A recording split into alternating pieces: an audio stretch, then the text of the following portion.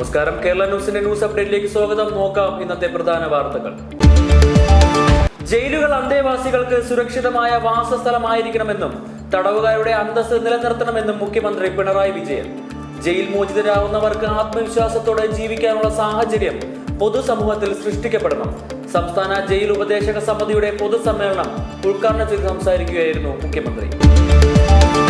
കേരള സർക്കാർ സ്ഥാപനമായ ഒഡേബെക് മുഖേന UAE ഇൻഡസ്ട്രിയൽ മേഖലയിലേക്ക് പുരുഷ നഴ്സുമാരുടെ സൗജന്യ നിയമനം നടത്തുന്നു. ആകെ 100 ഒഴിവുകളാണുള്ളത്. നഴ്സിംഗ് ബിരുദവും ICU, emergency, urgent care, critical care, oil and gas nursing എന്നീ മേഖലകളിലെ ഏതെങ്കിലും 2 വർഷത്തിൽ കുറയാത്ത പ്രവൃത്തി പരിചയം ഉണ്ടായിരിക്കണം. 40 വയസ്സിൽ താഴെ പ്രായമുള്ളവർക്കാണ് അപേക്ഷിക്കാനാവുക. മീറ്റർ റീഡിംഗ് എടുക്കുന്ന PD മെഷീനിലൂടെ ഉപഭോക്താക്കൾക്ക് അനായാസം ബിൽ തുക അടയ്ക്കാൻ സാധിക്കുന്ന പദ്ധതി വൻ വിജയം. ഡെബിറ്റ് കാർഡോ ക്രെഡിറ്റ് കാർഡോ മുഖേന ഗൂഗിൾ പേ, ഫോൺ പേ, പേടിഎം തുടങ്ങിയ ആപ്ലിക്കേഷനിലൂടെ QR കോഡ് സ്കാൻ ചെയ്ത് ബിൽ തുക അടയ്ക്കാൻ കഴിയും. ICSE IAS ബോർഡ് പരീക്ഷ തീയതികൾ പ്രഖ്യാപിച്ചു. ICSE 10ാം ക്ലാസ് പരീക്ഷ 2025 ഫെബ്രുവരി 18 മുതൽ മാർച്ച് 27 വരെയായിരിക്കും നടക്കുക. ISE 12ാം ക്ലാസ് പരീക്ഷ 2025 ഫെബ്രുവരി 13 മുതൽ ഏപ്രിൽ 5 വരെയും നടക്കും. പുതിയ സംരംഭം തുടങ്ങാൻ താല്പര്യപ്പെടുന്ന സംരംഭകർക്കായി അന്താരാഷ്ട്ര തൊഴിൽ സംഘടനയും കേരള ഇൻസ്റ്റിറ്റ്യൂട്ട് ഫോർ എന്റർപ്രണർഷിപ്പ് ഡെവലപ്മെന്റും ചേർന്ന് 8 ദിവസത്തെ വർക്ക്ഷോപ്പ് സംഘടിപ്പിക്കുന്നു.